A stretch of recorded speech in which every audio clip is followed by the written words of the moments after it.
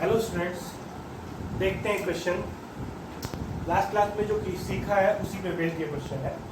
इस बार मैं ना कार्टेशियन प्लेन में X Y Z axis draw किया है। कार्टेशियन प्लेन में फिगर बनाना चाहता हूँ, उसका पाथ बनाना चाहता हूँ। किसका? चार्ज पार्टिकल का। किस रीजन में? Uniform magnetic field. तो क्वेश्चन के हिसाब से दिया है ये वाई एक्सिस है, ये एक्स एक्सिस है, ये जेड एक्सिस, और जो मैग्नेटिक फील्ड है वो नेगेटिव जेड एक्सिस के अलोंग है पूरे रीजन। बस मैंने एक एरो से दिखाया, लेकिन ये पूरे रीजन में एग्जिस्ट कर रहा है। ठीक है ना? किस डायरेक्शन में? Negative Z axis. ठीक, तो वी नीड टू फाइंड या we need to draw the path taken by the charge particle in Cartesian. तो सबसे पहले चार्ज पार्टिकल पॉजिटिव है, ठीक है, तो इसमें कोई कंफ्यूजन नहीं होना है। सबसे पहले तुमको क्या ड्रॉ करना है? देखना है कि इस पे फोर्स किस डायरेक्शन में लगेगा। ठीक है, t इजिकल टू 0 पे तुमको दिखाया है कि x एक्सिस के अलाउंग ओरिजिन पे t इजिकल टू 0 पे पार्टिकल एट ओरिजिन, कोई दिक्कत नहीं। तो इस पोजीशन पे है, इधर है वेलोसिटी, मैग्नेटिक फील्ड किधर है? अंदर। तो फ्लेमिंग्स राइट हैंड रूल, इस तरह क्रॉस कर लिया अपने सारे फिंगर को। वेलोसिटी, मैग्नेटिक फील्ड, फोर्स, कहाँ जा रहा है? फोर्स ऊपर। तो इसका कर्ल कहाँ बनेगा? ऊपर की तरफ। अब ध्यान देना, ये जो वेलोसिटी है वो एक्ट करेगा टेंजेंट। ठीक है, वेलोसिटी का जो डायरेक्शन है वो टेंजेंट के जैसा एक्ट करेगा, और जिस पॉइंट पे चार्ज है उस पॉइंट पे इस टेंजेंट से एक परपेंडिकुलर ड्रॉ करोगे। इसी डायरेक्शन में फोर्स है, ठीक है, और यही इसी डायरेक्शन में इस चार्ज पार्टिकल का सेंटर भी लाइन करेगा। तो ये जो लाइन ड्रॉ जा रहा है वाई एक्सिस, इसके सर्कुलर पाथ को दो सेमी सर्कुलर पाथ में डिवाइड करेगा। बना लो, एक पार्ट ये, एक पार्ट ये हो गया इसका सर्कुलर। अगर नेगेटिव चार्ज होता ना, फोर्स कहाँ हो जाता? नीचे। इसका सर्कुलर पाथ ऐसा है, ठीक है, ये इस तरह एक्सटेंड कर दो, ये दो पार्ट में डिवाइड होता है, सर्कुलर पाथ नीचे के तरफ। खैर उससे कोई फर्क नहीं पड़ता, हम पॉजिटिव चार्ज को ही देख रहे हैं। ठीक, अब इसका रेडियस कितना होगा? आर। तो मान लो ये सेंटर है, ये इसका रेडियस होगा, ठीक है, रेडियस आएगा mv बाई क्यू। कैसे रेडियस पता किए थे हम लोग? तो मैंने बताया था कि QVB जो फोर्स लग रहा है वही प्रोवाइड करेगा mv स्क्वायर बाई आर। इससे ही हमको क्या मिलेगा? रेडियस बराबर mv बाई क्यू। तो इससे दिक्कत? अब इसमें देखो, ध्यान दीजिएगा, रेडियस जो होता है वो स्पीड से डायरेक्टली प्रोपोर्शनल होता है। For the given m, given q, given v, speed से क्या है? Directly proportional. जितना ज्यादा स्पीड उतना बड़ा रेडियस ऑफ कर्वेचर। और ध्यान दीजिएगा, ये हर पोजीशन पे इस पे जो फोर्स लग रहा होगा, जब ये इस पोजीशन पे होगा, ध्यान देना, ड्यूरिंग इट्स मोशन ये जो सर्कुलर पाथ बना वो किस प्लेन में बना? एक्स और वाई प्लेन में बना। और मैग्नेटिक फील्ड किस एक्सिस का बना? Z axis. तो एक्स और वाई प्लेन में लाई करने वाला हर पॉइंट जेड एक्सिस से क्या होता है? मतलब हर पोजीशन पे जेड एक्सिस क्या होगा? उससे परपेंडिकुलर होता है। तो तुम पाथ में कहीं भी जाओ, मैग्नेटिक फील्ड इससे परपेंडिकुलर है, मतलब फोर्स लग रहा होगा QV, ठीक है। और किस डायरेक्शन में? फोर्स हमेशा इसके सेंटर को ही हेड करेगा, इसके सेंटर को ही हेड करेगा। देखो, जब यहाँ पहुंचा इधर, तो ये यहाँ पहुंचा इधर, तो ये यहाँ पहुंचा इधर, तो यहाँ पहुंचा इधर, हर समय ये कहाँ हिट करेगा? इसके सेंटर को। इसीलिए तो ये सेंट्रीपिटल फोर्स का काम कर रहा है। और दिमाग में ये भी रखना कि अगर मैग्नेटिक फील्ड जेड एक्सिस के अलाउंग है, चाहे पॉजिटिव या नेगेटिव, तो प्लेन ऑफ पाथ जो होगा ना वो जेड एक्सिस से परपेंडिकुलर होगा, मतलब एक्स और वाई, इस केस में। ठीक है, तो ये हो गया तुम्हारा। इसमें एक क्वेश्चन में और जोड़ना चाहता हूँ। क्या है भाई वो क्वेश्चन? मैं चाहता हूं कि मैं निकालूं position of the particle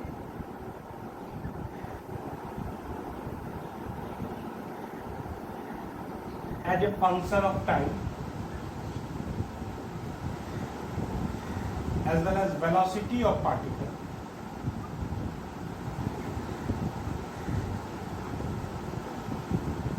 as a function of time. ये देखो t इक्वल टू 0 पे ये पार्टिकल ऑरिजिन पे था, ठीक। फिर इस कुछ देर बाद यहाँ आया, कुछ देर बाद यहाँ आया, कुछ देर बाद यहाँ आया, कुछ देर बाद यहाँ आया। एक कंप्लीट रिवोल्यूशन के बाद आफ्टर टाइम पीरियड t ये फिर से ऑरिजिन पे, ठीक है।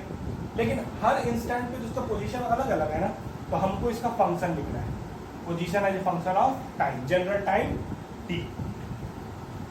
तो देखो कैसे निकला, इसका पाथ हम लोग समझ गए, किस तरह रोटेट कर रहा है वो भी हम लोग समझ गए, ठीक है। रोटेशन इसका एंटी क्लॉकवाइज है। तो किसी टाइम t बाद at any time t, general time t, late us suppose कि पार्टिकल यहां से यहां चला। तो ध्यान देना पार्टिकल का मोशन सर्कुलर है, इसीलिए ना हम लोग उस पर सर्कुलर रोटेशन के जो टेंडेंसी है उसको ऑब्जर्व करें। कैसे? जब ये यहाँ से यहाँ आएगा तो इसका एंगल कितना टर्न हुआ। तो लेट अस सपोज ये यहाँ से यहाँ आया तो ये एंगल कितना रोटेट किया, theta. Theta is its angular displacement. Theta can be taken as angular displacement. तो इसका थीटा एंगुलर डिस्प्लेसमेंट यहाँ से। और थीटा टी टाइम में ये चार्ज पार्टिकल कितना एंगुलर डिस्प्लेसमेंट करेगा, तो थीटा इज इक्वल टू होगा ओमेगा इंटू टी। ये कांस्टेंट स्पीड से मूव कर रहा है, इसका ओमेगा भी क्या होगा, कांस्टेंट होगा। और ओमेगा का मैंने एक्सप्रेशन बताया था, ओमेगा क्या है, क्यू बी बाई एम। तो थीटा कितना आ जाएगा, Q B by M into T. ये इसका थीटा होगा। तो theta as a function of time हम लोगों ने लिख दिया। अब देखो टी टाइम बाद ये जब इस पोजीशन पे था, उसका कोऑर्डिनेट होगा मान लो let's suppose x comma Y.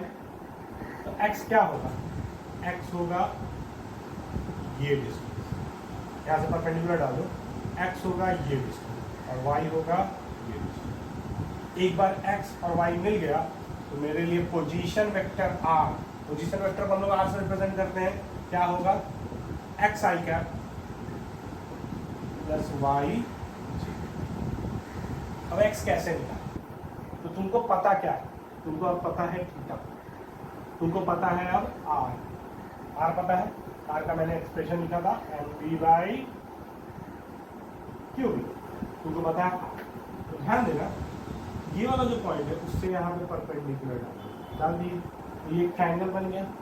इस ट्रायंगल के लिए ये वाला जो लेंथ होगा, ये लेंथ है r, हाइपोटेनस है r, ये होगा परपेंडिकुलर, ये एंगल है थीटा। थीटा ये डिस्टेंस हो जाएगा r साइन थीटा और ये डिस्टेंस हो जाएगा r cos theta.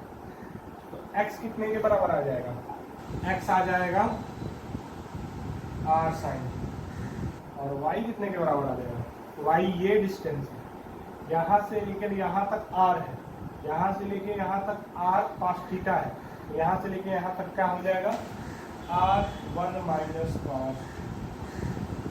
Hence r vector कितने के बराबर आ जाएगा, r sine theta i cap plus r cos 1 minus cos theta. This is the position vector of the charge particle as a function of time. Theta है, theta को हम सीधे क्या लिख देंगे, ओमेगा टी, रिप्लेस कर दीजिएगा। Theta can be written as omega t, omega theta है क्यू बी बाई, मैं लिख ही देता हूँ।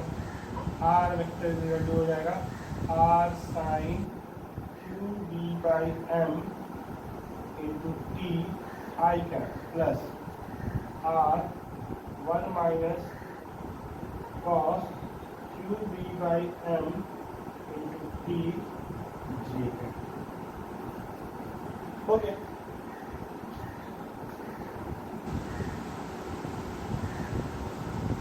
हो गया। अब क्या निकालना है, अब निकालना है velocity as a function of time. ठीक है, तो velocity as a function of time क्या होता है, तो तुमको ध्यान देना वेलोसिटी का स्टेटमेंट होता है v is equal to rate at which position is changing with respect to time. तो हम dr बाई dt कर देते हैं, तो वेलोसिटी बराबर इसको डिफरेंशिएट करो, r रहेगा साइन थीटा का डिफरेंशिएशन कॉस थीटा। लेकिन एक बात ध्यान देना, तुम साइन थीटा को का डिफरेंशिएशन थीटा के टर्म में cos थीटा होगा, लेकिन हम यहाँ पे t के रेस्पेक्ट में कर रहे हैं, तो इसका मतलब तुमको साथ में इंटू करना पड़ेगा d थीटा बाई dt, साथ में इंटू करना पड़ेगा d theta by dt plus r को अंदर ले लो, r का differentiation 0 minus r cos theta minus r cos theta, तो cos थीटा का डिफरेंशिएशन माइनस साइन थीटा, तो ये हो जाएगा माइनस और ये माइनस प्लस हो जाएगा, सीधे हो जाएगा r साइन थीटा, ठीक है, और j कैप और into D theta by dt। ये तो करना जरूरी है, समझ गए बात को? क्यों? क्योंकि थीटा को थीटा के टर्म में डिफरेंशिएट करोगे तब ना साइन थीटा बनेगा, अदरवाइज तुमको ये डी थीटा बाई dt डालना पड़ेगा। तुम्हारे लिए क्या आ जाएगा velocity vector? D theta by dt कुछ नहीं होता, ओमेगा होता है, omega r cos theta i cap plus omega r sine theta जी। ओमेगा आर कुछ नहीं होगा, इसका v हो, क्योंकि v ही को ओमेगा आर लिखे, ये हो जाएगा v cos theta i cap plus v sine theta. एक और तरीका था, आइए ये एक्सप्रेशन एक और तरीका था, क्या तरीका था? टी टाइम बाद हमने क्या बोला कि तुम इस पोजीशन पे, तो तुम्हारा वेलोसिटी जो है एंटी क्लॉकवाइज मूव करने के चलते इधर होगा, टेंजेंशियल डायरेक्शन में ये भी, ठीक, तो ये एंगल है थीटा, ये एंगल दो होगा थीटा, ये एंगल भी कितना होगा? कैसे? ये थीटा अल्टरनेट एंगल, ये और ये 90 डिग्री है, ये थीटा है तो ये 90 माइनस थीटा, और ये हॉरिजॉन्टल वर्टिकल और ये हॉरिजॉन्टल 90 डिग्री होगा, तो ये 90 माइनस थीटा तो ये थीटा, तो ये सीधे कितना हो जाएगा? v cos थीटा, और ये सीधे कितना हो जाएगा? v sin theta. पुट कर दो v cos theta i cap plus v sin theta theta, velocity as a function of time. Theta को क्या पुट करेंगे? qb by m into, okay.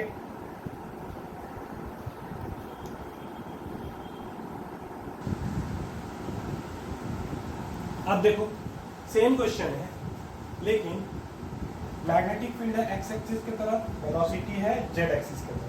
इसके लिए कैसा सर्कुलर पाथ किधर है? कुछ नहीं, पहले सबसे पहले फोर्स निकालो। तो देखो राइट हैंड थंब रूल क्या बोलता है कि राइट हैंड रूल भी, थंब रूल भी ऐसे करेंगे तो फोर्स ऊपर आएगा, ठीक है, या क्रॉस वाला वे में भी अगर करेंगे तो कैसे आएगा? ये हो गया तुम्हारा वेलोसिटी, ये हो गया तुम्हारा magnetic field, Z axis velocity magnetic field, कहा गया फोर्स ऊपर। ये जो फोर्स जाएगा वो ऊपर जाएगा, फोर्स जो है वो इस डायरेक्शन में आएगा, चार्ज पार्टिकल पॉजिटिव भी मान लो, नेगेटिव रहेगा तो नीचे, ठीक। तो ये हो गया, इसी लाइन पे लाई करेगा रेडियस, फोर्स ऊपर लगा, कर्ल कैसे करेगा? ये कर्ल ऐसे, ठीक है, इसको तुम एक्सटेंड करो, ये माइनस जेड, ये हो गया, ये जेड, ये तुम्हारा किस प्लेन में रहेगा? Circular path, circular path plane में रहेगा वाई जेड, समझ में आया? अब अगर तुमसे हम ये क्वेश्चन पूछे, find the position and velocity, तो प्रोसेस वही रहेगा जो पहले बताया, लेकिन इसको बनाने में तुमको लगेगा कि इस तरह हमको देखने में थोड़ा सा कंफ्यूजन हो रहा है ना? ऐसे भी ये कैसे मूव कर रहा है, इधर की तरफ जा रहा है ना, तो इसको तुम यहाँ से ले लो, किसी टाइम पे ये सेंटर है, कितना एंगल बनाएगा? थीटा, तो ये हो जाएगा आर साइन थीटा, ये हो जाएगा आर कॉस थीटा, ये डिस्टेंस आर माइनस आर, वही चीज़ है। लेकिन इसको बेटर अंडरस्टैंडिंग के लिए क्या करो ना, अपने ये सर्कल इस प्लेन में, इसको ऐसा घुमाओ कि वो तुम्हारे फ्रंट प्लेन में आ जाए, मतलब ये बोर्ड के प्लेन में आ जाए। तो हम इसको चाह रहे हैं कि ये मेरे फ्रंट पे आ जाए, तो हम इसको ऐसे घुमाएं, ठीक है ना? जेड एक्सिस ऐसे है तो ऐसे घुमाओ, ठीक है, ऐसे घुमाओगे तो क्या हो जाएगा? देखो मैं यहाँ बना रहा हूँ,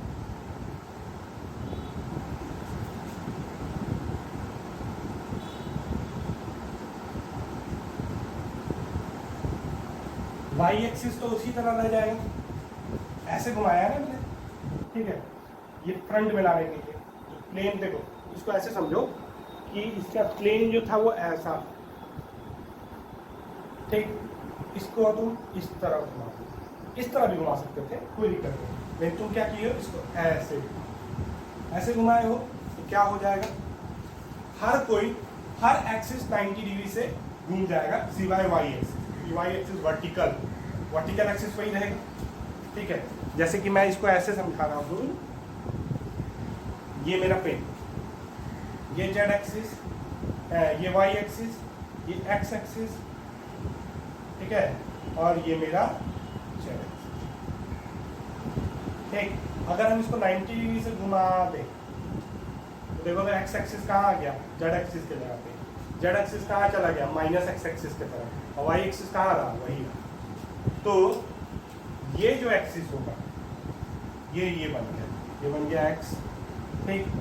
ये जो एक्सिस होगा वो पीछे वाला आ गया, ये हो गया माइनस जेड, ये हो गया प्लस जेड, और ये वाई है। और प्लेन तो देख लो तुम्हारा प्लेन कैसा है, प्लेन तुम्हारा मैग्नेटिक फील्ड इधर की तरफ है ना, तो ये जो तुम्हारा बना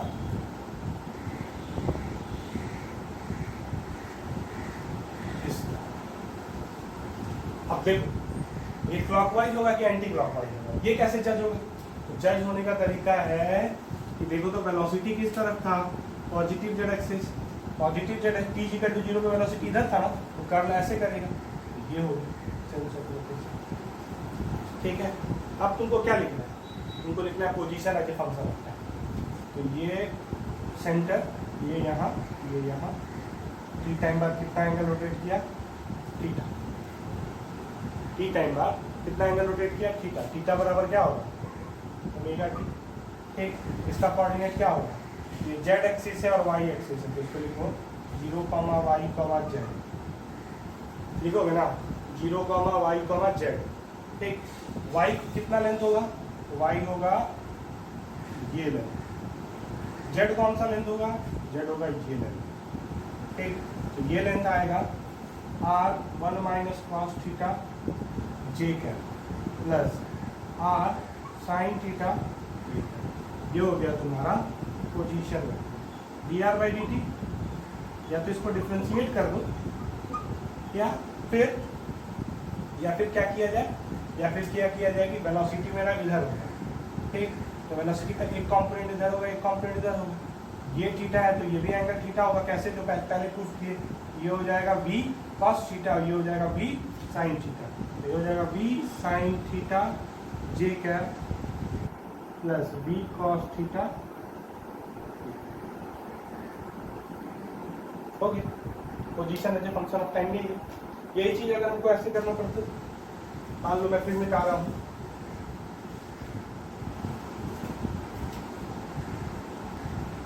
अब देखो वेलोसिटी वेक्टर इधर इधर, मैग्नेटिक फील्ड वेक्टर इधर इधर। सबसे पहले फोर्स देखो, तो वेलोसिटी वेक्टर इधर, मैग्नेटिक फील्ड ऊपर, फोर्स हो गया बाहर, मतलब कि जेड एक्सिस का, ठीक।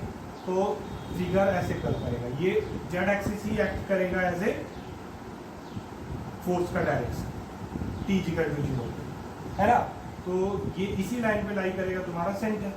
तो मेरा सर्कल कैसा बनेगा, तो इधर वेलोसिटी है तो ऐसे कर्ल करेगा, वेलोसिटी इधर है ना, लेकिन फोर्स इधर लगा, तो ये ऐसे कर्ल करेगा।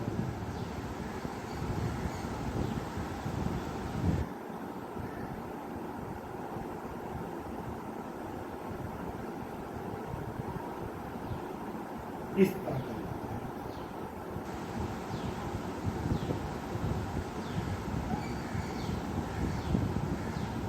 ये हो गया तुम्हारा सर्कुलर।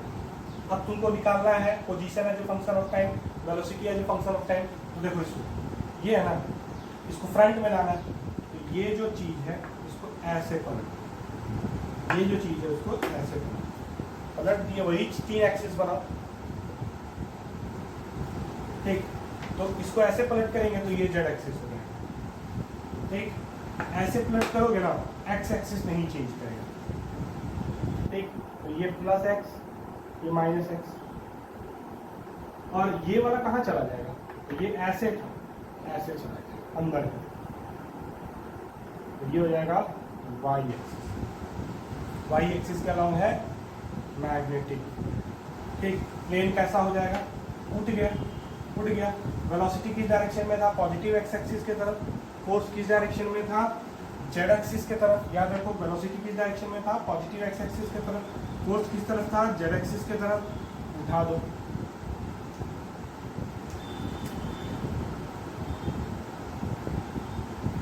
ठीक, किसी टाइम टी बाद यहाँ हो गया, सेंटर ये है, कितना एंगल थीटा, लिख दो उसी तरह, एकदम सेम मैनर में, एकदम सेम फैशन में, बस कोऑर्डिनेट ध्यान देना, इसका कोऑर्डिनेट होगा x, 0, z, ठीक है ना, y क्योंकि 0 होगा, मैग्नेटिक फील्ड y के होने के चलते सिर्फ एक्स जेड प्लेन में ये मूव करेगा।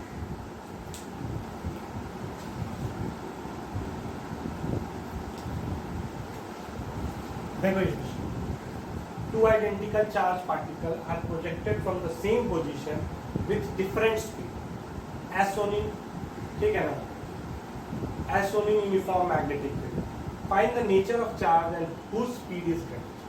बताना है कि इन दोनों चार्ज पार्टिकल का नेचर क्या है।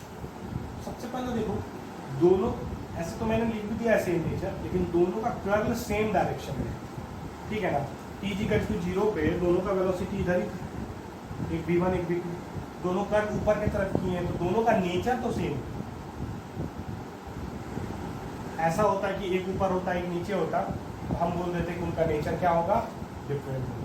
मान लो ये v3 है, तो v1 और v3 में अगर कंपेयर करते ना, ये इसका और इसका नेचर अलग हो, ठीक है, क्योंकि दोनों अपोजिट डायरेक्शन में कर्व किए, सेम मैग्नेटिक फील्ड में, सेम चार्ज होने के बावजूद। ठीक, अब बात करना है कि नेचर है कि, तो सबसे पहले देखो v किस डायरेक्शन, इस डायरेक्शन, मैग्नेटिक फील्ड किस डायरेक्शन में, बाहर की तरफ है, डॉट दिख रहा है, तो अपने फिंगर को कर्व करो, कैसे, तो तुम्हारा v इधर है, मैग्नेटिक फील्ड बाहर है, ठीक है, ऐसे, ठीक है, हाथ थोड़ा सा टेढ़ा हो रहा है, कोई दिक्कत नहीं, ऐसे, तो फोर्स कहाँ जा रहा है, नीचे, v क्रॉस b कहाँ जा रहा है, इनफैक्ट नीचे, लेकिन कर्ल कहाँ गया, ऊपर, तो डेफिनेटली ये दोनों चार्ज पार्टिकल नेगेटिव।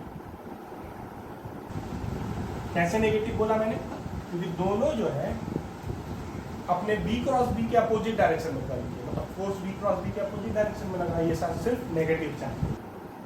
अब देखना है v1 और v2 में कौन बड़ा हो, तो देखो इसका रेडियस ऑफ कर्वेचर जो होगा वो r1 होगा, इसका रेडियस ऑफ कर्वेचर r2 है, देख के पता चल रहा है कि r2 is greater than r1, that means v2 is greater than v1। कैसे बोल दिया मैंने, क्योंकि r का जो एक्सप्रेशन होता है mv/qd होता है, और ये दोनों चार्ज जब आइडेंटिकल है, तो आइडेंटिकल का मतलब है कि मास सेम, चार्ज सेम, और सेम मैग्नेटिक फील्ड में छोड़ा गया है, तो v सेम, तो सिर्फ वैरी क्या कर रहा है, v1 और v2 ना, तो जिसका v ज़्यादा उसका रेडियस ज़्यादा, जिसका v कम उसका रेडियस कम, तो इसका v ज़्यादा तभी रेडियस ज़्यादा, इसका v कम तभी रेडियस कम, ठीक है, तो v2 is greater than.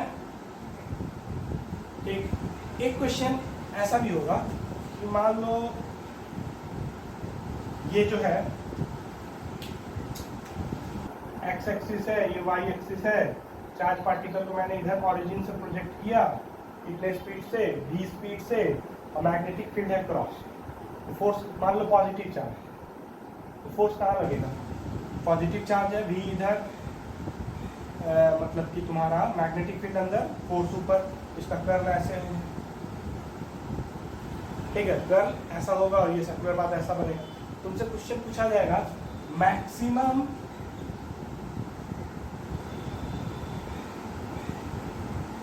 Displacement along x axis and y axis,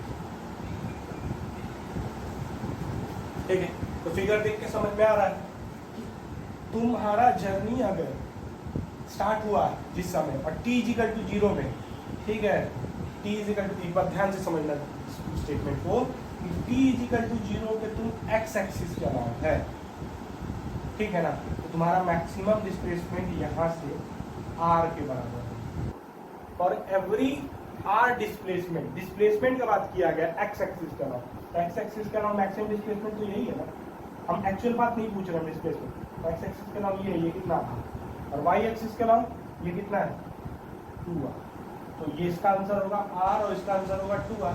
तो मैं क्या बोल रहा था ना, for every r displacement from the initial position along the, ठीक है ना, ये x एक्सिस के अलाउंड या y एक्सिस के अलाउंड तुम 90 डिग्री टर्न कर जाओगे, तुम यहाँ से जब यहाँ पहुँचे कितना एंगल टर्न किए, 90 डिग्री, तो 90 डिग्री का टर्न करने का मतलब क्या है कि t इक्वल टू 0 पे जो तुम्हारा वेलोसिटी x एक्सिस के अलाउंग है 90 डिग्री टर्न करने के बाद तुम्हारा y एक्सिस पे वो वेलोसिटी हो जाएगी। वो वेलोसिटी किस डायरेक्शन में हो जाएगा? y एक्सिस के अलाउंग हो जाएगा। मतलब मैग्नीट्यूड तो सेम है ना, तो मतलब x डायरेक्शन में तुम्हारा वेलोसिटी कितना हो जाएगा? 0। मतलब फर्दर तुम x एक्सिस पे नहीं मूव करोगे। समझ में आया बात? t इक्वल टू 0 पे तुम्हारा x एक्सिस पे था, तो t equal to t/4 time बाद, ठीक है, तुम्हारा वेलोसिटी y एक्सिस के अलाउंग हो जाएगा 90 डिग्री का टर्न, ठीक है ना। 90 डिग्री अगर टर्न कर गया तो x एक्सिस के अलाउंग तुम्हारा वेलोसिटी 0, तो इतने देर में तुम कितना x एक्सिस के अलाउंग मूव करोगे? ठीक, तो y एक्सिस के अलाउंग इनिशियल पोजीशन से मैक्सिमम डिस्प्लेसमेंट होगा 2r, x एक्सिस के अलाउंग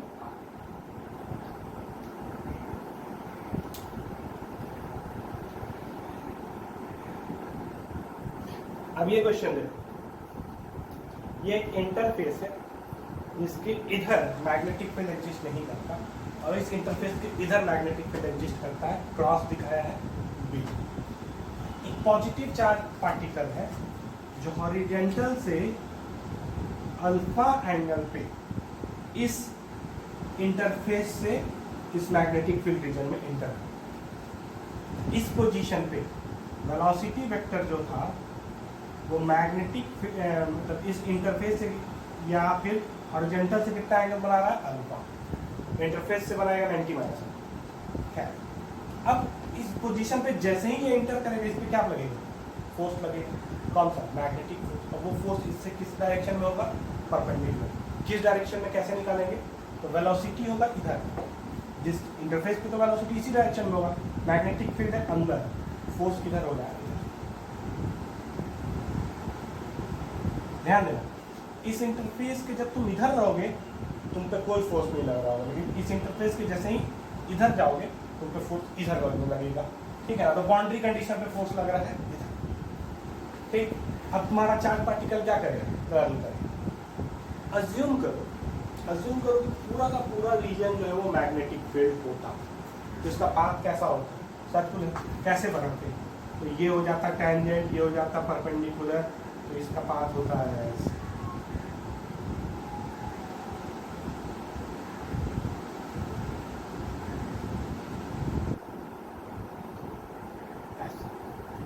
होता ना, कोई इस पे कंफ्यूजन नहीं होता। कैसे दिखाए कि ये जो फोर्स था, ये वाले लाइन को एक्सटेंड करो, अगर ये पूरा का पूरा कंप्लीट रीजन मैग्नेटिक फील्ड में होता तो ये लाइन इसको दो सेमी सर्कल में डिवाइड करता। वेलोसिटी क्योंकि t इक्वल टू 0 पे इधर था तो कर्ल ऐसा हो, ठीक है, तो इसको सेमी सर्कल में दो में डिवाइड करके मैंने बना दिया। लेकिन एक्चुअल रियलिटी में इस इंटरफेस के आने के बाद, बाहर आने के बाद फिर से मैग्नेटिक फील्ड लगना बंद हो जाएगा, है ना। फिर से मैग्नेटिक फील्ड लगना बंद हो जाएगा।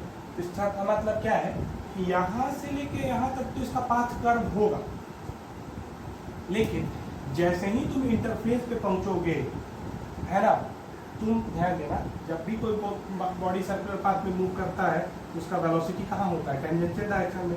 तो इस पोजीशन पे तुम्हारा वेलोसिटी इस डायरेक्शन में होगा, कितना? जितना ये था उतना ही ये। अब इस पोजीशन पे जैसे ही आओगे तुम मैग्नेटिक फोर्स के इन्फ्लुएंस से बाहर हो जाओ, तुम इसी पाथ पे कंटिन्यू कर जाओगे, स्ट्रेट पाथ। तो तुम ऐसे समझ सकते हो कि ये चार्ज पार्टिकल ऐसे आया और ऐसे चला गया, तो बस इतने दूर पे ही इसका सर्कुलर पाथ हुआ, क्योंकि यहाँ से ये फिर मैग्नेटिक फील्ड रीजन से बाहर निकल गया, ठीक है। तो ये इसका ट्रैजेक्टरी। अब हमको निकालना है find the angle made by the velocity vector with horizontal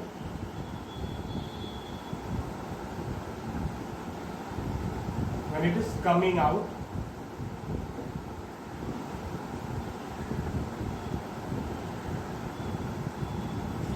of the magnetic field.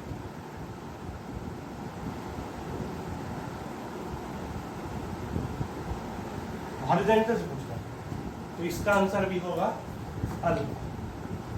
कितना एंगल बनाएगा? कैसे मैंने बोल दिया? उसका रीजन ये है कि यहाँ से यहाँ तक के पोजीशन तक ये पाथ तो सर्कुलर, सर्कुलर है ना, तो ध्यान देना, मैं अगर सर्कुलर बना कोई भी सर्कल बना देता हूँ, ठीक है, और उस सर्कल पे मैं कोई भी कॉर्ड ड्रॉ कर देता हूँ, कॉर्ड ड्रॉ कर दिया ना, तो ध्यान दीजिएगा, ये तुम्हारा सेंटर है, इसको और इसको जोड़ दो, ये एंगल और ये एंगल बराबर होगा क्योंकि रेडियस इक्वल है, ठीक। अब मैं ये ड्रॉ कर दे रहा हूँ, मैं भी ये भी ड्रॉ कर दे रहा हूँ, ठीक। ये 90 डिग्री हो, तो ये एंगल अगर मान लो अल्फा या थीटा है, ये एंगल 90 माइनस थीटा होगा, तो इस पोजीशन पे जो तुम टैंजेंट ड्रॉ करोगे, ये हो गया टैंजेंट, ठीक है ना, ये अगर 90 माइनस थीटा होगा तो ये भी क्या होगा, ठीक है। सिमिलरली ये अगर थीटा है तो ये भी क्या होगा,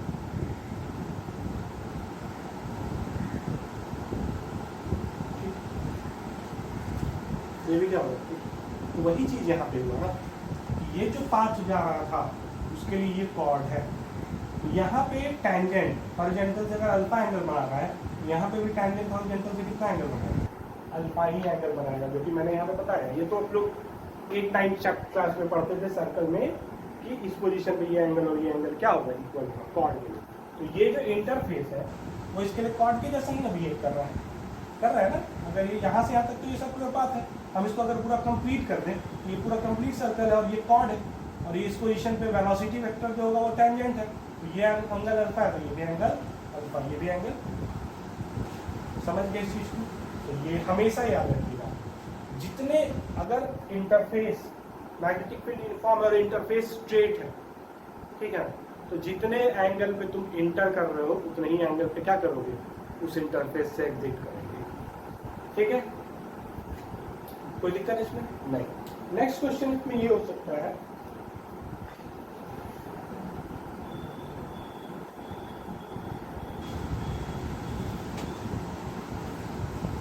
find the angle of deviation.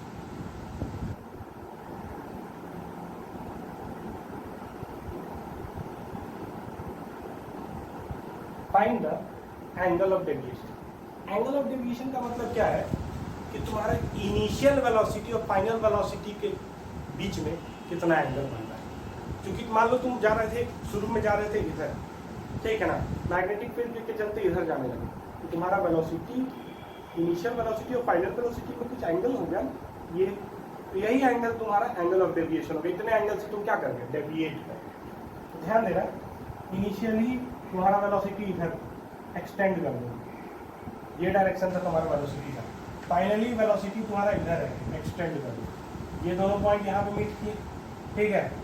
ये इधर था इनिशियल, इधर था फाइनल, तो ये वाला जो एंगल आएगा, ठीक, यही होगा एंगल ऑफ डेविएशन, यही होगा angle of deviation. Angle of deviation कैसे निकलेगा, ठीक है, एंगल ऑफ डेविएशन कैसे निकलेगा इसको हम लोग फाइंड आउट किया। ध्यान देना, ये अगर एंगल अल्फा है, ठीक है ना, तो ये एंगल कितना होगा 90 माइनस अल्फा, तो ये एंगल कितना होगा, ये भी होगा 90 माइनस अल्फा। सिमिलरली ये एंगल, क्योंकि सेम चीज है इसके लिए भी, ये भी एंगल कितना होगा 90 माइनस अल्फा, तो ये एंगल कितना हो जाएगा 2 अल्फा। कैसे, तो ये इसको और इसको लेके एक ट्रायंगल बनेगा, तो 180 minus this angle minus this angle, तो minus this angle plus this angle कितना हो जाएगा 90 प्लस 90, 180 माइनस 2 अल्फा, ठीक, माइनस होगा तो आंसर कितना आ जाएगा 2 अल्फा। ये एंगल 2 अल्फा है, तो ये एंगल कितना हो जाएगा 180 minus, pure geometry, pure geometry. तो एंगल ऑफ डेविएशन कितना आएगा 180 माइनस, ठीक है ना। कैसे किया मैंने, समझ में आया। ये था तुम्हारा टैंजेंट, ये था तुम्हारा टैंजेंट, ठीक है। ये एंगल तुमको पता है अल्फा, तो ये तुमने पता कर लिया 90 माइनस अल्फा। सिमिलरली ये तुमने पता कर लिया 90 माइनस अल्फा, ये एंगल निकल गया 2 अल्फा, तो ये ना एंगल चाहिए था 180 माइनस 2 अल्फा, ठीक है।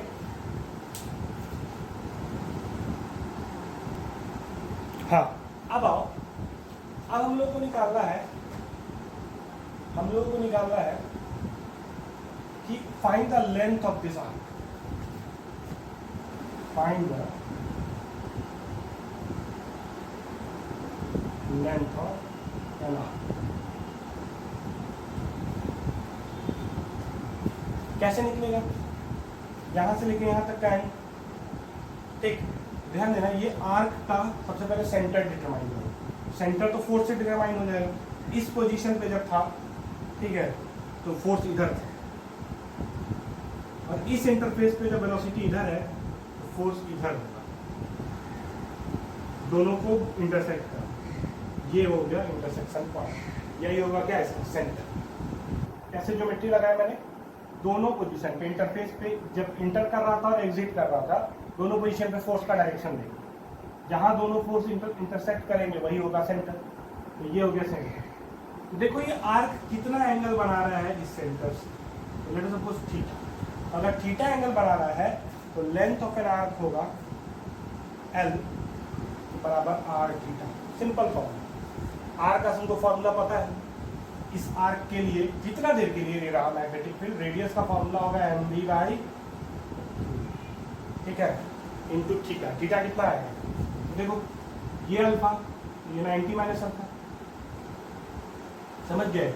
ये अल्फा, ये 90 माइनस अल्फा, तो दिक्कत ये भी क्या हो जाएगा अल्फा, ये अल्फा, ये 90 माइनस अल्फा, ठीक।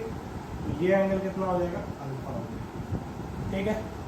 ये अल्फा, तो थीटा इज इक्वल टू कितना हो जाएगा 180 माइनस 2। कैसे 2 अल्फा? तो ये एंगल प्लस ये एंगल प्लस ये एंगल 180 माइनस 2। दूसरी बात याद रखना, जितना आर्क, ये ध्यान दीजिए, जितना ये आर्क सेंटर का एंगल सबटेंड करेगा वही एंगल ऑफ डेविएशन भी होगा।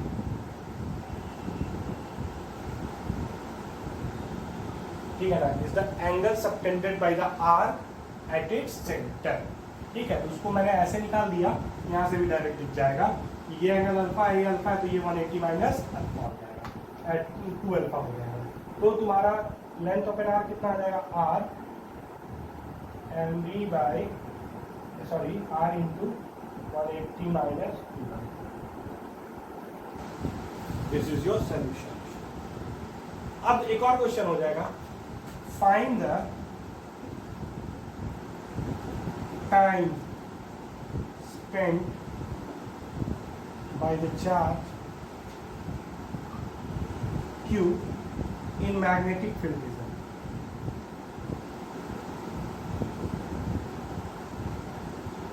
In magnetic field region, कितना समय ये चार्ज पार्टिकल इस मैग्नेटिक फील्ड रीजन में व्यतीत किया?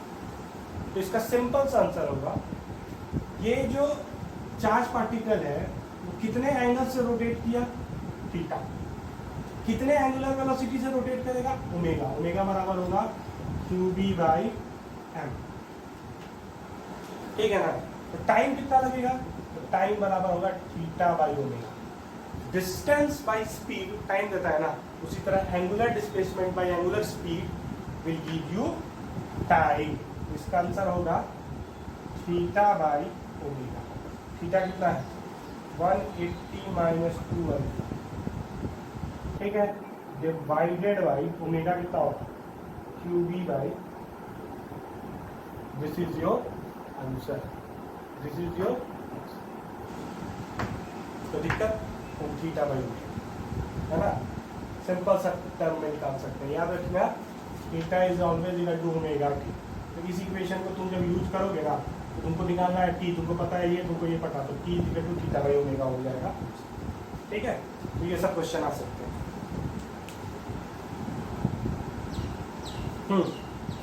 कई बार ना ये वाला इंटरसेप्ट भी पूछ देगा। ये डिस्टेंस जो है वो तुमको निकालना है। कैसे निकलेगा? ये आर, ठीक, ये अल्फा, ये आर कॉस अल्फा, ये भी आर कॉस अल्फा, तो आंसर हो जाएगा 2r।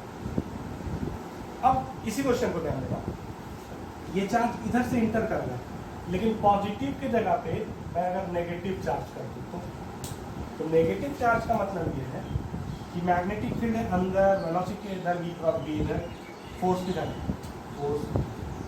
फोर्स इधर, तो कर्म कैसे करेगा ऐसे? कल अगर ये हो गया टेंजेंट, कल ऐसे करेगा तो इसका जो सर्कुलर पाथ बनेगा ऐसे, ठीक है ना। कंप्लीट करना है तो ये ना हो गया डायमीटर, ये किधर एक इधर ऐसे कंप्लीट होता है, ठीक है। लेकिन सॉरी ऐसे कंप्लीट, लेकिन ये पार्ट तुमको कंप्लीट करना नहीं। तो हॉरिजॉन्टल से ये कितना एंगल बना रहा था अल्फा, तो ये जब बाहर निकलेगा तो हॉरिजॉन्टल से कितना एंगल बनाएगा अल्फा। समझ गए इस चीज़ को, ठीक है। तो वही सारा क्वेश्चन इस पर ही पूछा जा सकता है। इसका सेंटर कहाँ लाई करेगा, तो सेंटर मैग्नेटिक फील्ड के अंदर ही लाया करेगा। यहाँ फोर्स इधर, इस पोजिशन पे फोर्स इधर, दोनों इंटरसेक्ट किए हैं, ये सेंटर, ठीक। ध्यान देना, ये अल्फा, ये भी अल्फा, ये भी अल्फा, तो ये 180 माइनस 2, ठीक है। ये कितना एंगल हो जाएगा 180 माइनस 2 अल्फा, तो ये एंगल कितना होगा, ये एंगल होगा 360 माइनस 180 माइनस 2 अल्फा, मतलब कि 180 प्लस 2। ये जो आर्क है वो अपने सेंटर पे कितना एंगल सबटेंड कर रहा है 180 प्लस 2 अल्फा, तो एंगल ऑफ डेविएशन कितना होगा 180 प्लस 2, आर्क द्वारा सबटेंड है। तो ये आर्क यहाँ से यहाँ लाई कर रहा है ना, तो ये एंगल होगा आर्क द्वारा सबटेंड 180 प्लस 2 अल्फा है, ठीक। टाइम स्पेंट कितना होगा, तो टाइम स्पेंट होगा theta by omega, theta 180 plus 2 alpha, ठीक है ना। लेंथ ऑफ एन आर्क कितना होगा, तो आर थीटा, ये सब चीज़ें जो है वैसे ही, तो पाथ तुम्हारा ऐसा होगा। इसमें और इसमें डिफरेंस तुमको समझ में आना चाहिए।